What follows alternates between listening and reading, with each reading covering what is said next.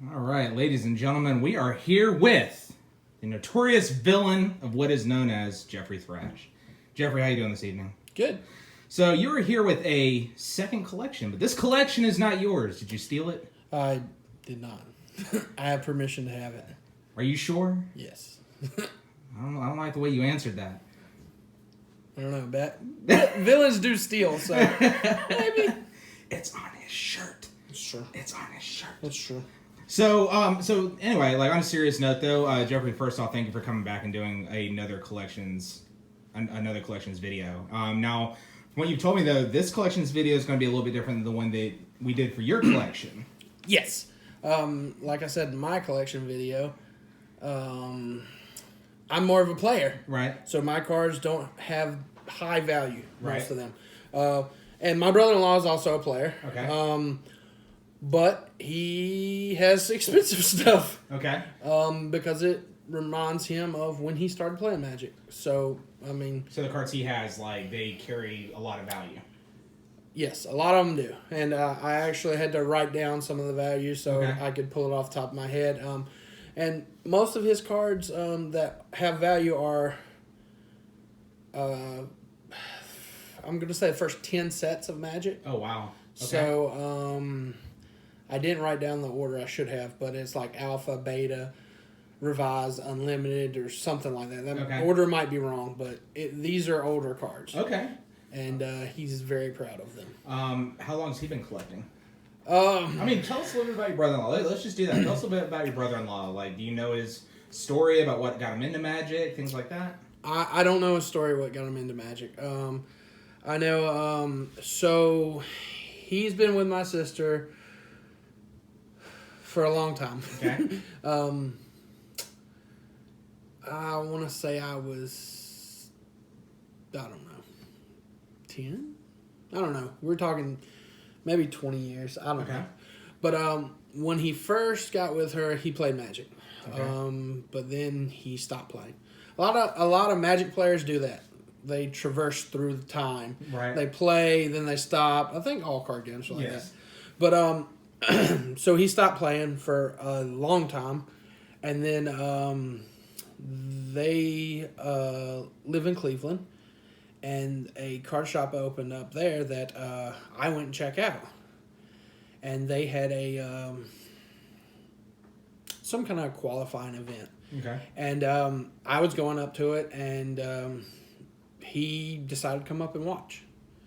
Because he hadn't played Magic in a long time and just wanted to see what's going on. Right. So he came up there and watched and, fit right in with the shop. Everybody loved him. And, then he started playing again. Okay. And we played at the name of the shop was Balvarian Battleground. And it was in Cleveland. And then it closed down, and then we played at the Circle, which was in Cleveland. Then he went to the Missing Piece in Clarksville, which it burned down. That's a strange story. But I didn't really go up there. But Okay. and then when it burned down, he started going to the Dahlonega shop, Vendetta. And then right before all this nonsense hit, he started going to a guy we know opened a shop in Cleveland. It's called Arena Games. Okay. And he started going to that shop and playing there. So he's been playing this last time for probably about 10 years.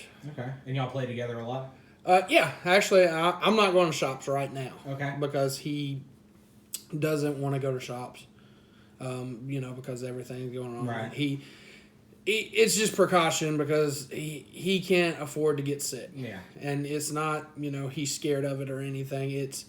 He can't afford to get sick. He can't take that extra risk. Right. That risk of missing work. Yeah, Right. I completely understand. Right. So, I've also not been going to shops because it's not as fun when you don't have your whole group together. Oh, I agree. And if you ever play Magic with Bobo, that's what everybody calls him. That's his last name.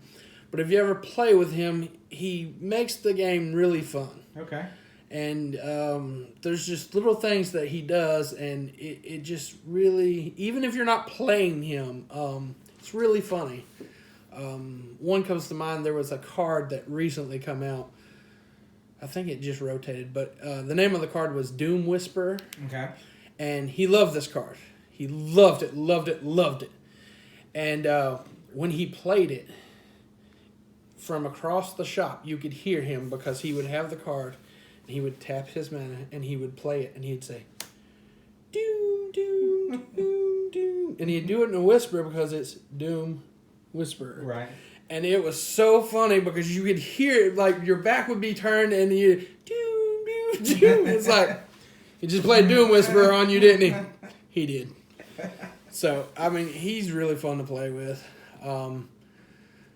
But he started amassing a nice collection of expensive cards.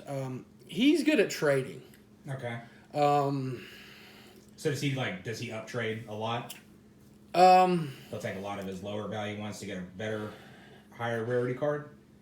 He just trades, period. Just trades, okay. But he is good at it. Okay. Because he's good at knowing, oh, I have this card you want. You want this card, so, my advantage, right. I'm going to work out, and, good for him. I've seen him trade, me and my buddy Mike laugh about this. One night he had some lands, and he traded them at the beginning of the night. And then by the end of the night, he ended up with those lands that he traded back, plus some. And it's just like, how do you do that? Like, what just happened there?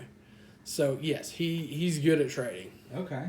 I'm more of just like, what value is that? Okay, this is the value, let's go. But no, he will get in there and spend some time. Okay. Now, he is, though, we'll call it a caveman, though, because as far as looking up prices and stuff, like him and this other guy we know, I walked over and they have a piece of paper and they're looking up one price at a time, writing it on a piece of paper and adding it, and I'm like, there's an app that does that for y'all. So usually I have to be that person. He hollers for, hey, Jeffrey, I need you to come over here. Right. And I'll do the technology part. Okay. But yes, he's very good at trading. Okay.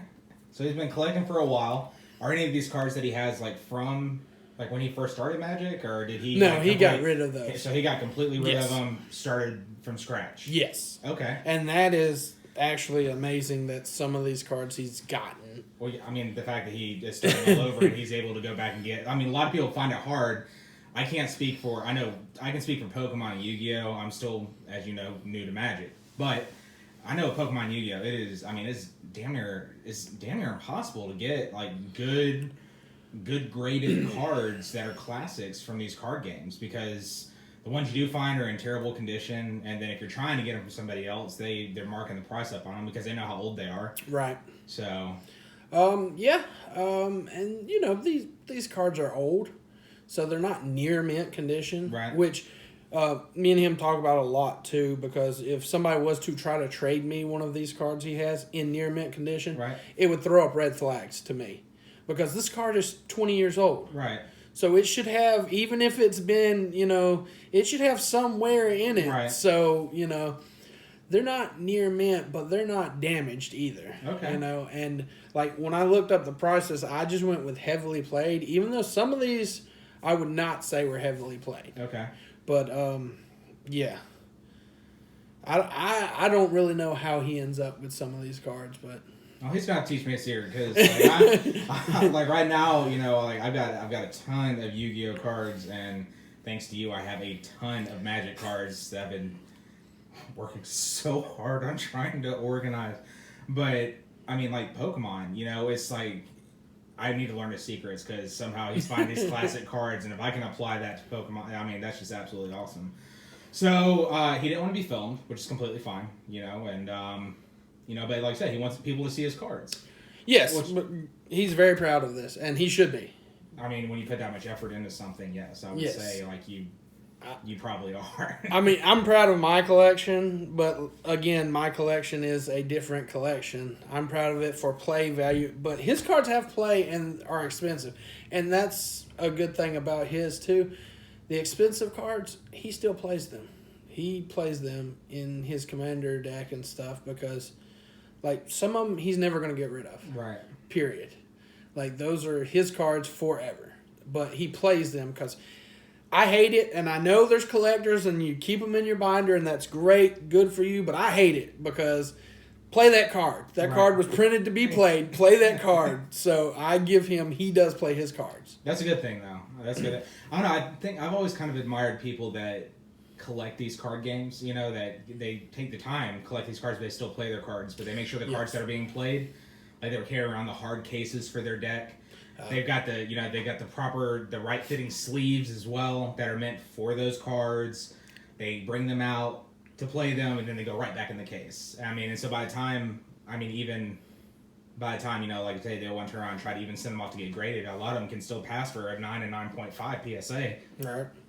And I've always admired people like that because you meet some players, and I'm sure Magic is the same way. You meet some players, and they are so rough on their cards. It's like, dude, like, you probably got $100 worth of merchandise there that you've put into it, and you're tearing it up and shuffling them like they're poker cards. That's so. All right. Well, I'm actually really excited to see these cards. Now, you've only pulled out 3, but Jeffrey did tell me though before getting into this that a lot of these cards are not to be removed out of the binder.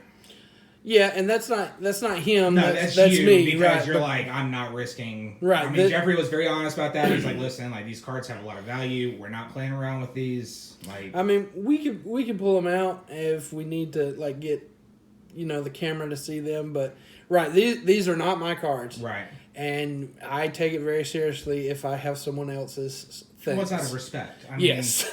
I mean, seriously, that's out of respect because you have to think. I mean, that's not your money. That's not your time. That's not your energy that you're messing with. That's somebody else's. And I'm sure you'd be pretty pissed if somebody was touching your cards and manhandling them. You're like, wait a minute. Like, Yes. I mean, go hold up. Get your greasy fingers off of there. Quit Yes. touching my stuff. So, okay. Well, that's awesome. I mean, is there anything else before we dive into the cards that you want to say? Or are you just ready to start just diving in and showing them off? well, let's dive in, show them off. Let's do it. All right. So, we've got some cards laid out here. We'll talk about those. Now, we got an entire binder here, though. Jeffrey, we're going to be discussing pricing on some of these? Yes. Yes? Yes. Okay, and then, I'm not sure why, but you pulled these 2 cards out. But then I noticed over here, we've got 3 cards that you have decided to pull out for whatever reason. So I guess let's start with these. Then we're going to hop into the binder, and then we're going to talk about those 2 cards up top as well. So I guess let's go ahead and start with the very first one here. We've got Darkness. Tell me a little bit about this card. So this card is from Legends, Okay. which is an older set, but we didn't know this card existed. Basically what it does is it prevents all damage that would be dealt by creatures during combat. This is an effect that's in green mostly. Okay. It's called Fog, and it's 1 green. But I found this one because sometimes I just look at cards, magic cards. I have a problem. But I found this one. I immediately thought of my brother-in-law, so I bought, and it was only 10 cents at the time. Okay. I think now it's a couple of bucks. Oh, wow. All right. He loves this card, and nobody sees it coming, and it's great. Okay, and let's see. Next we have Sneak Attack. Okay, what we got going on here? So this is an enchantment, and it basically lets you put a creature from your hand into play for 1 red mana. So whether the creature costs 10, 11, 12, 13, whatever. Okay. They play it in Modern. It's a deck with Through the Breach. Okay. Well, actually, it might be Legacy. Anyway, but my brother-in-law loves this version because the flavored text at the bottom. Nothing beats surprise, except rock. He says that describes the goblins in Magic 100% because they just brute force. And actually, it describes red in general in Magic. Right. Because it's aggressive. It doesn't care what you're doing. I'm just going to kill you before you can do it. Okay. And we have a card that, as y'all have seen on my videos, I am still learning how to pronounce these cards, so I'm not going to butcher your brother-in-law's card. So this is Ankh of Mishra. Ankh of Mishra. Yep. Okay. And Mishra was a character from the beginning of Magic. Was in the Brothers War, Urza and Mishra, and that's good lure. Another time. But this card punishes you for playing land because you have to play land in Magic. Right. But when you do, you take 2 damage. So every land you play, you take 2 damage. And as you can see in the top right corner, it costs 2. Yep. So in a game of Commander, it is actually possible to get this out on turn 1, which instantly starts punishing your opponents. That's ridiculous. Not just that card apply to you as well? Yes. Okay, so it's everybody. So, yes. So my brother-in-law plays a deck. We call it Richard. And if anybody knows... Yeah. Okay, so anybody knows Richard's nickname, you know why we call it Richard. But anyway, and basically his whole deck punishes you for doing anything. Playing spells, playing lands, tapping lands, anything. So, but it always miserable. hurts him too. But I'm because- assuming his deck is built around... Well, so he wants it to be fair, and it's not fair if he's not also taking the damage. Now, but is he one of those people that like builds his deck to make sure that he's also recovering from the damage he's taking? He just needs to be 1 life higher than you. I hear you. And that happens. And also, a good time to reference Team Me. Okay. Because my brother-in-law is Team Me. Okay. So Team Me is always the winner. Okay. And everyone's on Team Me. They just don't know it yet. Now, do these cards have any like high value, or are these just some of his favorite cards? The Sneak Attack, I think, might be $34. $34 for that card. Yeah. Okay. Darkness, I think, is just a couple dollars. Okay. The Ankh, it depends. I don't know what version that is, but it's probably just a couple of bucks. Okay. Now, I guess, I mean, like I said, we got our first page here, and we're going to hop into this. Let's talk about these 2 cards up here. Now, they are... Okay, so they're the same card, but they're not. Now, I'm going to try to get this on camera. I noticed this earlier. So we have one here that seems to be, a lot longer text than this one here. So, I mean, what's going on here? Why are they... I mean, it's the same card. I know, like, Yu-Gi-Oh!, they revised the cards to make it more simple for the players. Right. So the first thing to get into, these 2 cards and the first 2 pages of this binder are... in Magic, they're called the original dual lands. Okay. Because Let's see, we got that. So we got... in the first couple of Scrub sets, Okay. they were dual lands. So why they're called dual lands is they tap for 2 different colors of mana, white or black in this case. Okay. And also, you can't tell on this one because it says land instead of what land type, but it also, this counts as a swamp and a plains. Okay. So the reason the text boxes are different on these 2 is actually the version. So the version on the left is the revised version. Okay. And the version on the right is the unlimited version. Okay. So I think revised... Unlimited came first, then revised. Okay, so we have this card came out first. Yes. And the price difference in that is the one on the right, the prices I looked it up are heavily played. Okay. These aren't really heavily No, played. they look more like lightly played. So, but I wanted to be, So the price difference, though, is the one on the right is $211. What? Yes. For that? Yes. For a land card? They're old. And the one on the left is $146. Jesus. Y'all hear that? Over $200 here. Well, And damn near $150 here. And you have to understand, Jeffrey said that he priced them as heavily played. And I'm not going to take them out of their sleeves, but just by looking at the front, I mean, yeah, you got some markings on them here. The borders aren't too bad. I mean, it's a little off center from left to right, but I mean, still, those are, I mean, I'm still saying those are sitting like lightly played, so the prices are probably close to double that. Yes. Okay, well, that's a nice way to flex coming out the gate. We still have an entire damn binder to do, so... All right. And the first 2 pages are other dual lands, so the prices on them are... some of them are kind of ridiculous. Okay, so let's see. I mean, we've got Taiga. So are these cards, you don't find these in Magic anymore?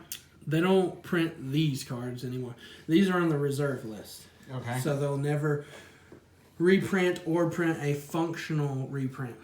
Okay. And they're older, so they're harder to find. So the price on these are only going up. Okay. Do you have any prices on anything on this page? Yes, actually everything. So these Taigas, again, were heavily played, but Right. $167 a piece. That... Okay. Yes. Okay. So these Savannahs, again, heavily played, $166 a piece. Jesus. What's that, Plateau? $125 a piece. And I mean, again, everyone, like, he's quoting these as they're heavily played, but they're not. Okay. Well, like I said, nice way to flex coming out the gate. All right, so what we got going on here? So these are more dual lands, and so this is Badlands is sitting at $275. $275 for that. Yes. So then we move to my favorite, Volcanic Islands, because Okay. it's blue-red. Right. And one of these actually used to be mine, and I sold them to him. Okay. We won't talk about that. We'll move on. But Volcanic Island, $368 a piece. Jesus. But not to be outdone, the blue-black one, the Underground Sea, $390. $390 for this? Yes. This is insane. Like, this is absolutely insane. Right. So Bayou was sitting at $284. The Tropic Island sitting at $354. And then the Tundra, Yep. $229. He's got over... Yes. Okay. And the funny part is, the most expensive land wasn't on the first 2 pages. I was shocked when I looked too, but nope. So, all of these are fetch lands. Okay. They're not nearly as expensive. Okay. I don't have prices written down, but I can just off the top of my head. Most of these are they're less than 100. All of them are less than 100. Okay. You're looking at between 30 and 100. But as you see, he has a play set of each of those. Yes. And then more than a play set of each of these. Okay. My brother-in-law, if he sees fetch lands, he goes for them. That's just something Yes. It's like his thing? Yes, because he knows these will always have value as long as Magic is being played. Okay. So he always goes for them. Now, for us, new people, because we're not all Magic connoisseurs like you, what's the difference between fetch lands and just standard? Fetch lands lets you, if you read it, you could pay 1 life to go look for a plains or a mountain. Okay, so basically you play these cards to help you get your land cards out. Yes, so basically you play these, right, to get your land cards, but also, so like this one, you play in a red-white deck. That way, if you have mountain, but you need plains, you could go get a plains with that. It kind of mana fixes you too. Okay. So it just kind of helps you set up. Yes. So all of these are fetches, and like I said, there's probably 4 or 5 pages. He loves fetches. And that is actually an expedition. You see no border and everything. Yeah. And from what I'm learning about those cards, the value on those cards are ridiculous. Yes. Some of them are. And like I said, he has at least a play set of almost all of them, if not more. And right now, if you have some, he will trade you immediately for them, not for you to get them. I'll be honest with you, Jeffrey. Thanks to you, I don't really know what I have. I've literally been spending over a week organizing. You have a lot of Magic cards. He's got jokes. He walked in. I'm literally still organizing. Okay, so this is the last page of fetch lands. Okay. And then we're going to move on to other lands. Okay. And the next page actually has the most expensive land he has. Okay. So, That is Strand. so these Cabal coffers, they're I think they're around 60 or 70. They're not bad. Yeah, I hear you. Not bad. I think this maze I looked up, but I think it was 40 or 50. It's older, so this right here is This Gaia's Cradle, yes. And what it is you tap it and you get a green mana for each creature you control. Okay. So this card, again, we looked up at, heavily played, Right. $482. $482 for a land card. Yes. For a land card. Yes. And I can actually, not this guy's cradle, but I can tell you a story about a guy's cradle. Robert Lane, who I worked with, Right. bought a box of Magic cards from a lady for $50. Okay. And we were sorting through them at his house, and there was a guy's cradle in it.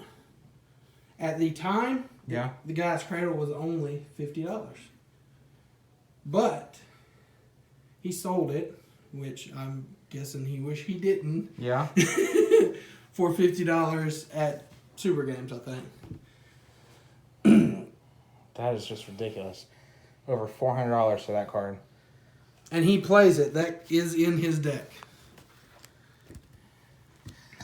Okay. Well, yet again, when Zechariah thinks he's catching up, you bring over some card that I've never seen before. So, Hatred. That's nice. Yep, so my brother-in-law actually wanted me to talk about this one. I don't know that set right off the top of my head, but what this card is you pay life Right? to make your creature bigger. Okay. And he wanted me to talk about that because he said he thought that was the color black in Magic. It's okay if I'm at 1 life as long as you're dead. Right. And in that card, you can pay all your life except 1 to try to kill your opponent. Preacher. Yeah. If you look at the art, remember us talking about some of the art back then wasn't great. Well, no, they've made leaps and bounds. I think we talked about that. I mean, they've only progressed. I mean, this stuff right here seriously looks like it came out of a cartoon. Yes. Those demonic tutors are actually probably a pretty good. I mean, they're under 100, but they're rather expensive. People want them. And then... So even though a lot of these cards are older, they're still viable in today's... In Commander. In Commander, but Yes. not in... Like, not competitive standard. Some of them are played in Legacy, Okay. Vintage, but those are very expensive formats because the land base in those formats are the original dual lands. Okay. So you're talking about if you run 4 of something, you're looking at over $1,000 just for your land. Right. So those I don't think those are that expensive, but like my brother-in-law loves that mana flare. It doubles your mana, so he loves it. But I think the mana crypts might be worth over 50, but Jesus. And by the way, I mean, he's just had 3, so I mean, yeah, it's $150. Vampiric Tutor. I've seen this card. I know. oh yeah. Because I'd probably sorted quite a few of them. Compliments of Jeffrey. And then every time I'm like, all right, I got them all. And I get back into the stack. I'm like, oh, wait, there's more.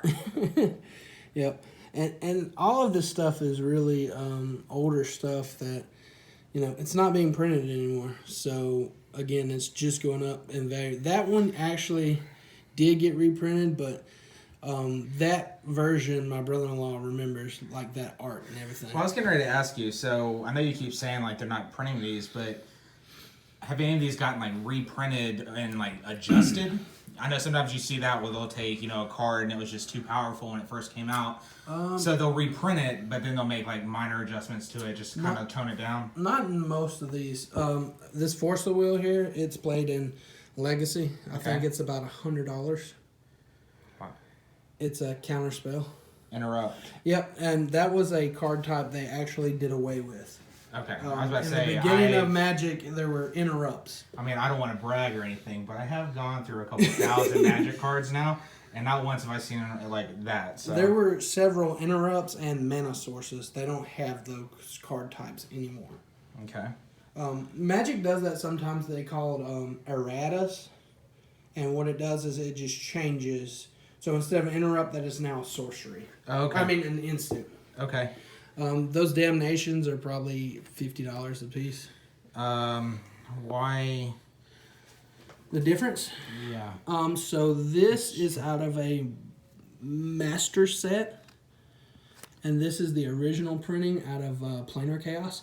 So Planar Chaos was a pretty cool set. I wish I had one. There's a white card that does this same thing, Right. with same mana cost except white. It's called Wrath of God. Okay. In Planar Chaos, what they did was they took certain cards like that Right. and made them different colors. Okay. So thus you get Damnation. Okay. This Soul Ring he wanted me to point out because he loves that art, because that's the OG one. Kind of makes me feel like I'm looking at Lord of the Rings. A lot of people do get their Soul Rings because it's played in Commander altered as like the ring of Lord of the Rings. One ring. And if you play Soul Ring turn 1, you usually die in Commander, but everybody knows that. One ring to rule them all. I think a doubling season is probably 50 or better. One ring to find them. One ring to bring them all. And in the darkness bind them. That's right. You know you're a Lord of the Rings nerd if you sat there and you said it with me. That's actually was an older card they reprinted. Okay. But it's still expensive. Probably almost 100, if not 100. For that card? Mm-hmm. As a reprint. Yep. It's played in Commander for sure, but I can't remember Legacy, Vintage. Again, I'm assuming this is an older card. Yep. It's out of Urza's. I want to say Saga, but it could be. I mean, Legacy. I could talk smack and say, yeah, you're totally right, but I have no idea, so I'm just not along. Let's see. Cleansing. That actually is out of the dark, and if you look, the mana symbols look a little funny in comparison to like other white mana symbols. Yeah, especially like the modern ones you've gotten me used to here, yeah. And as you can see, there's doubling season again, and those are $50, if not more. All right, so just $100, just sitting right there, just nice $100. So yes, let me specify too. This binder, Yeah. my brother-in-law, this binder, he only pulls out for trades if somebody is serious and has serious cards. Like he doesn't just let like kids look at this binder because he knows they're not going to have the value to get. So this is anything. like This I is said, if he sees something he wants. Well, that's expensive. please make sure you tell your brother-in-law. Brother-in-law, if you're watching this, I appreciate you allowing us to take a look at this, because why does that look so weird? Willow Satire. Oh, the That looks art? so weird, yeah. Yes. This is Jessica's favorite character in Magic. Ermakul, the Aeon's Torn. It's an Eldrazi, and it's terrible. Well, actually, I might have lied to you, because this is Jessica's commander, Omnath, the Locust of Mana. Okay. And she's played that since I've known she played commander. This is actually a Phyrexian. Which one, this one? Yep, it is Elish Norn. And the Phyrexians are awesome. There was one in every color. Okay. Is there anything anything special about them? Like, Well, the Phyrexians are a race. Okay. And they take over planes, basically. okay. And they infect the planes and... Think of them as the Borg. Okay. Where they assimilate Yes. a plane into their own. Okay. Yes. Again, all of this stuff is probably $20 or better. This is just ridiculous. It is quite a collection. Those Termagoyfs are played in Modern. They used to be the green one. Those used to be $150 a piece. Used to be. They've went down. I think they're like 80 or 70. Oh, is that all? Well, I've only opened one of those ever, and I opened it, and I sent my brother-in-law a picture of it, and he was at a card shop, and he said, "I have a guy here who says he'll pay $150 for it." So you say you only opened one. How do you feel that your brother-in-law has 4? You know, just kind of just chilling. I mean, he has a lot of cards that are just chilling. Those volcanic islands, they hurt me a little bit. I'm not gonna lie. Especially one of them was mine, so it hurts a little. But it's fine. I mean, he has nice things. So, if you look, you'll notice a theme in these and this card. They're all swords. Yes. So there was a set that released 1, 2, 3 swords. And I take it, he has all the swords? Yes, and then they released newer swords. Okay. And he also got all of them. He collects the swords, I don't know.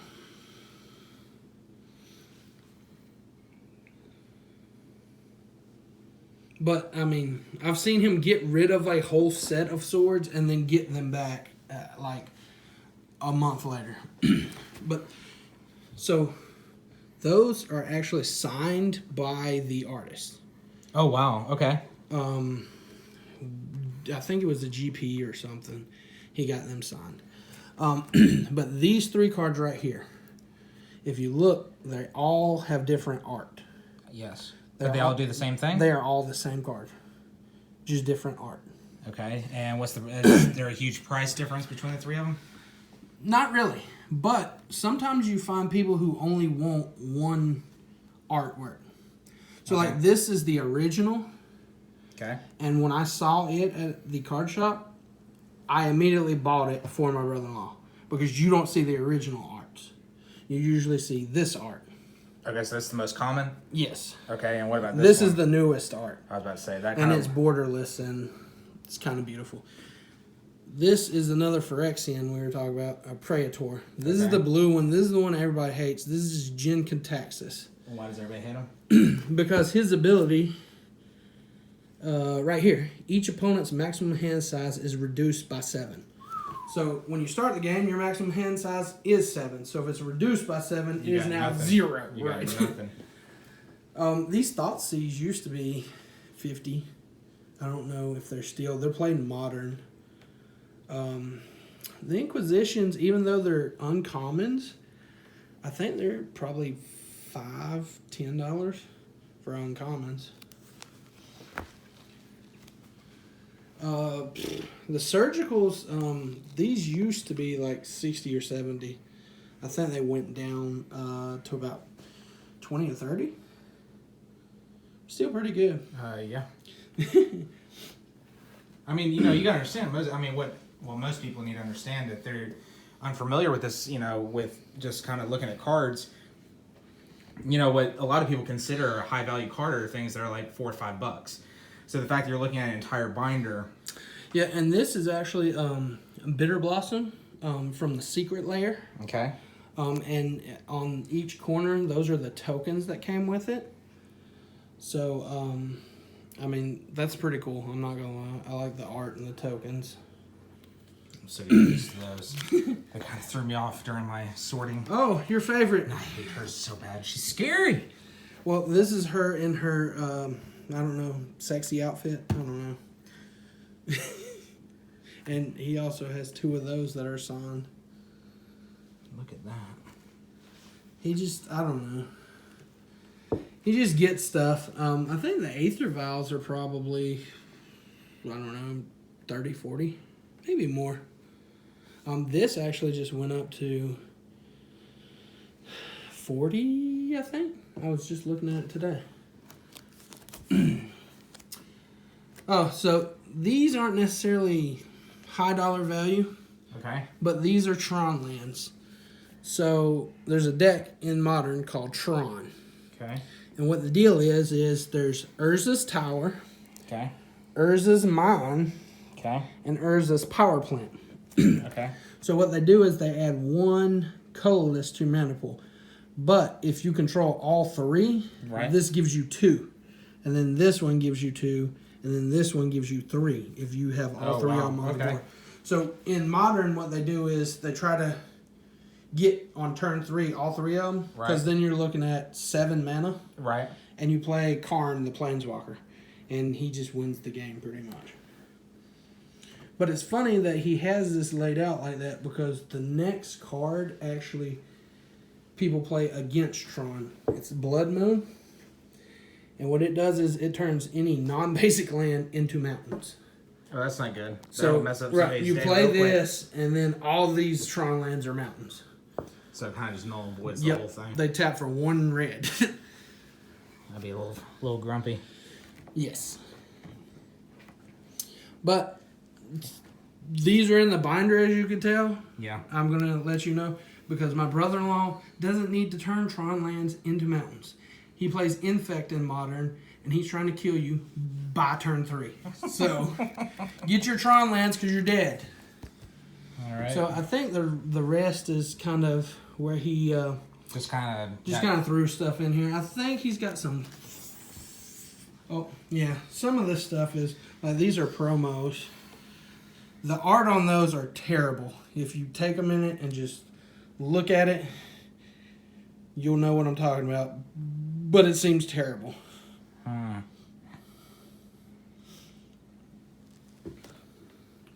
think this was actually where he has, if he was going to play Legacy Infect. Oh, this waist, this foil waist is actually really nice looking. So they introduced a colorless land in Yeah. Magic. It's pretty cool.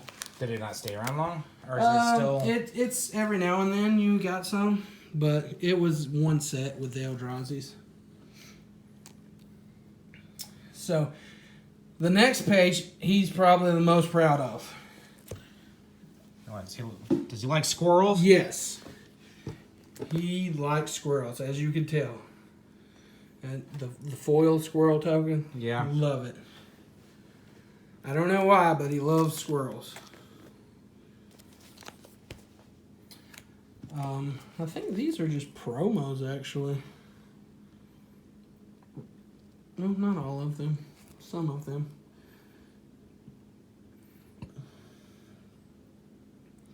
Some of them are promos that he got from F&M and whatnot.